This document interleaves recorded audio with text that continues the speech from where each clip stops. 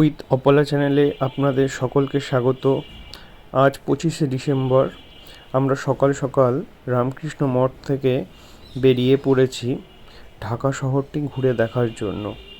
দেখুন, সামনেই ঢাকার নতুন যে মেট্রো চালু হয়েছে সেই metro station Motijheel metro station.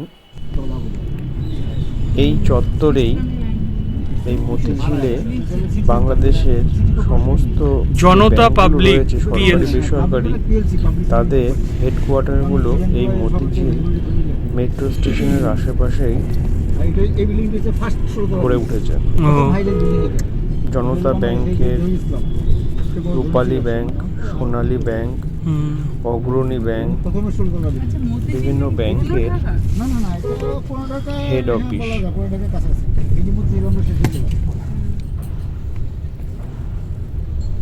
ব্যস্ততম ঢাকায় আজ একটু ভাটা পড়েছে, কারণ 25শে ডিসেম্বর থাকায় সরকারি ছুটি চলছিল। ফলে রাস্তাঘাট শুনশান, সেরকম যানজট নেই অন্যান্য দিনের মতো। এটি ঢাকার সবচেয়ে বড় মসজিদ।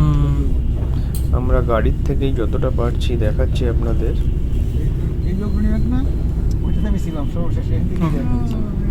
জাতীয় মসজিদ বাংলাদেশ।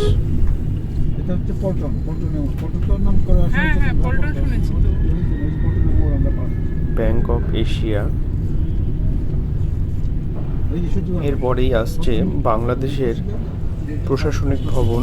ওই দূরে দেখা যাচ্ছে বহুতলটি হচ্ছে বাংলাদেশের প্রশাসনিক ভবন, যেখানে সমস্ত মন্ত্রীরা বসে দেশ পরিচালনা করে।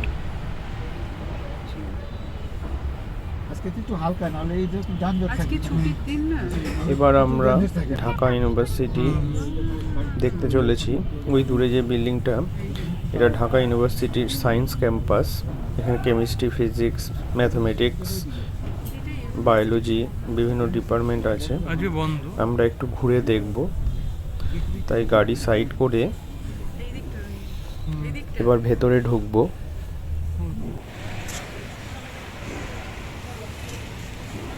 চলুন ভেতর থেকে ঘুরে আসি।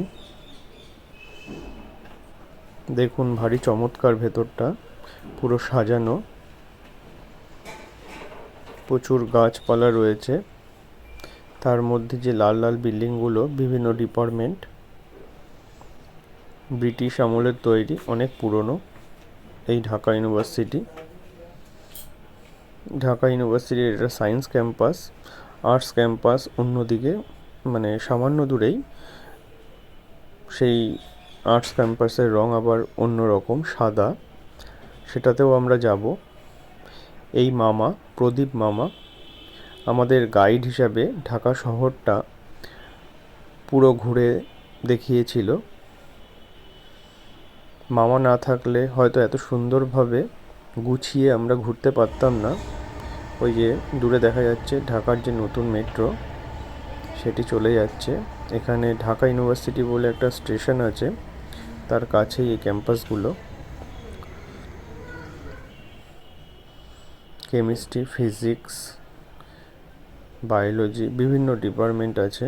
আগেরটা আমরা কেমিস্ট্রি ফিজিক্স ডিপার্টমেন্ট দেখলাম।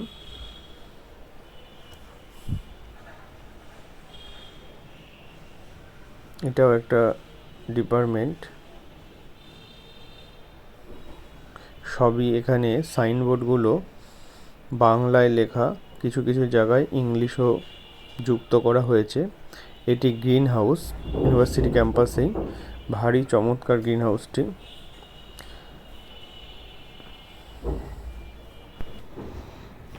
আমরা এবার আরেকটি ডিপার্টমেন্ট দেখতে পাচ্ছি, এটা কেমিস্ট্রি ডিপার্টমেন্ট। দেখুন, অনেক বড়, পুরোটা তুলে ধরতে পারছি না। সাইডের দিকে, এটা সামনে ফ্রন্টের দিক থেকে যতটা পারছি আপনাদের তুলে ধরছি। এটা মাইক্রোবায়োলজি ডিপার্টমেন্ট। ক্যাম্পাসটা খুবই সুন্দর, গাছপালায় পরিপূর্ণ।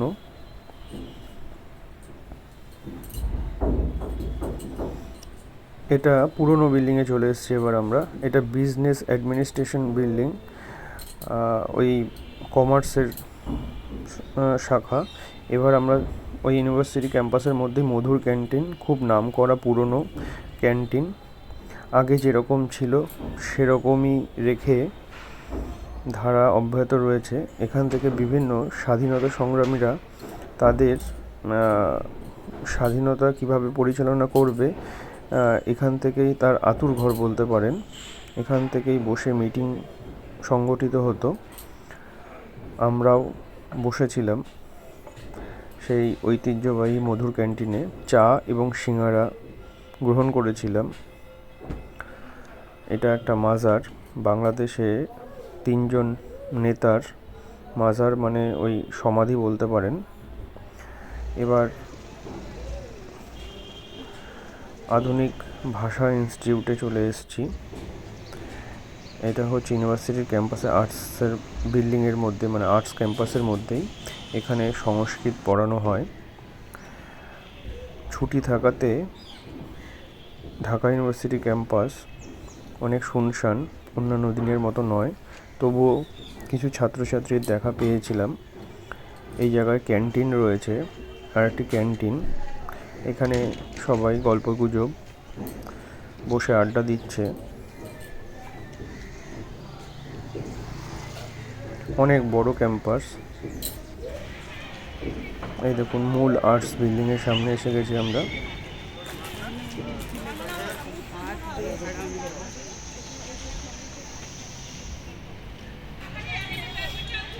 যতটা পারছি আমার ক্যামেরায় তুলে ধরার চেষ্টা করছি।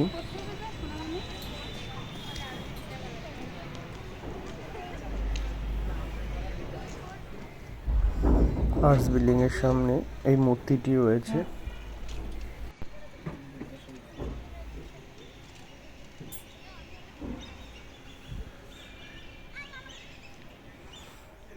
এটি হলো ইউনিভার্সিটির ভেতরের ক্যান্টিন। এখানে দুপুরের খাবার ছাত্রছাত্রীরা বসে খেতে পারে। ইউনিভার্সিটির আবাসিক ছাত্রছাত্রীদের জন্য এই বিল্ডিং, বাইরে থেকে যারা পড়তে আসে তারা এখানেই থাকে। এরপরে আমরা চলে এসেছি রমনা কালী মন্দির, ঢাকা ইউনিভার্সিটির পাশেই। খুব পুরনো কালী মন্দির, যেটা 2021 সালে ভারত সরকারের সহযোগিতায় সংস্কার করা হয়েছে। আগে পুরো মন্দিরটা ভেঙে পড়েছিল। খুব সুন্দর পরিবেশ। এই যে মন্দিরটা অত্যাধুনিক মডেলে তৈরি, এই রমনা কালী মন্দির ঢাকা শহরের মধ্যেই অবস্থিত। এই দেখুন, রমনাথ কোবিন্দ এবং শেখ হাসিনা সরকার মিলে নবনির্মিত মন্দিরটি তৈরি করেছে 2021 সালে। এই যে মা কালী পূজিত হয় এখানে, খুব জাগ্রত। রমনা কালী মন্দিরের পাশেই এই দুর্গা মন্দিরটি অবস্থিত। এখানে দুর্গা মন্দিরে দুর্গা ঠাকুর প্রতিমা রেখে দেওয়া হয়। এটা হচ্ছে গুরুচাঁদ হরিচাঁদ ঠাকুরের মন্দির, ঢাকা শহরের মধ্যে। এরপরে আমরা বেরিয়ে ঢাকেশ্বরী কালী মন্দির দেখতে যাচ্ছি। এই যে ঢাকেশ্বরী কালী মন্দিরে এসে পৌঁছে গেছি। এখানে ঢাকা শহরের সবচেয়ে বড় দুর্গাপুজো হয়ে থাকে। শ্রী শ্রী ঢাকেশ্বরী জাতীয় মন্দির সকাল 7টা থেকে খুলে যায়। মাঝে দুপুরবেলা 2 ঘন্টার জন্য বন্ধ থাকে, পরে আবার খুলে যায়, রাত 9টা পর্যন্ত খোলা থাকে প্রত্যেক দিন। সন্ধ্যা আরতির সময় সব কিছুই লেখা আছে সূচিতে। জুতো খুলে প্রবেশ করতে হবে। অনেক পুরনো মন্দির, এটিও খুব জাগ্রত মন্দির। দেখুন, এখানে একটি অষ্টধাতুর দুর্গা প্রতিমা রয়েছে। এটি হলো সময়সূচি, কখন পুজো হয়, আরতি হয়। এর ভেতরের যে মূর্তিটি রয়েছে অষ্টধাতুর। 1995 সালে 30শে নভেম্বর প্রতিষ্ঠিত হয় এই মূর্তিটি।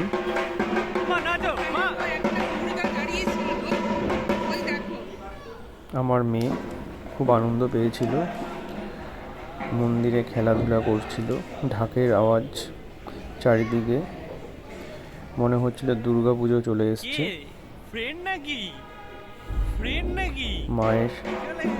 আমার মেয়ের সাথে খেলছিল আর কি। খুব সুন্দর, সবাই এখানে মোমবাতি ধূপকাঠি জ্বালিয়ে যাচ্ছে।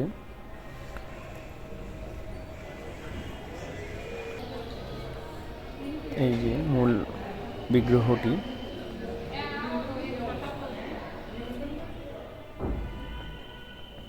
এবার চলে এসেছি শহীদ মিনারে। ভাষা দিবসের দিন 21শে ফেব্রুয়ারি এই শহীদ মিনারটি অনেক সুন্দরভাবে সাজানো হয়। এটি জাতীয় কবি কাজী নজরুল ইসলামের সমাধিস্থল। এখানেই কাজী নজরুল ইসলামের সমাধি দেওয়া হয়েছিল। এই দেখুন নজরুলের মাজার। এরপরে আমরা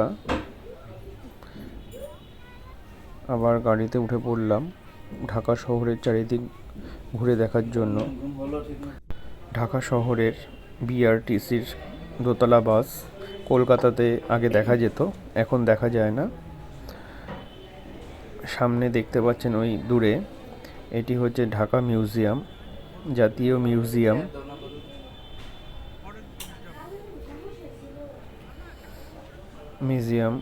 বিকেলবেলা খোলে, সেই সময় খোলা ছিল না বলে আমরা যাইনি।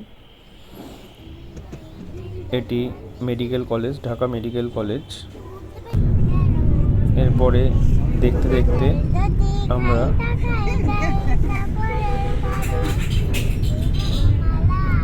মেয়ের গান শুনতে শুনতে এগিয়ে চলেছি।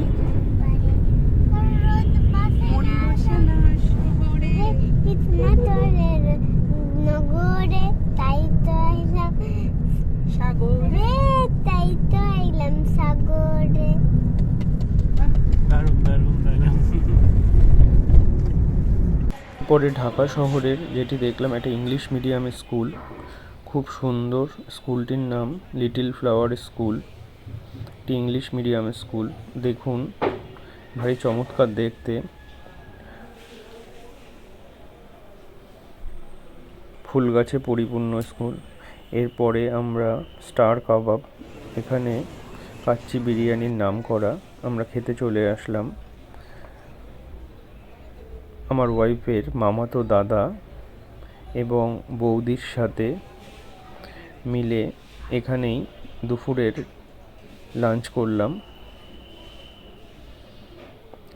স্টার কাবাব ফেমাস দোকান কাচ্চি বিরিয়ানির জন্য।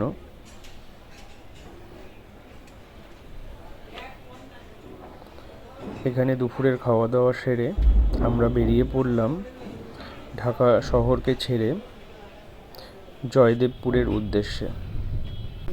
এর পরের পর্বগুলো আমার সাথে দেখতে থাকুন, সঙ্গে থাকুন। ধন্যবাদ।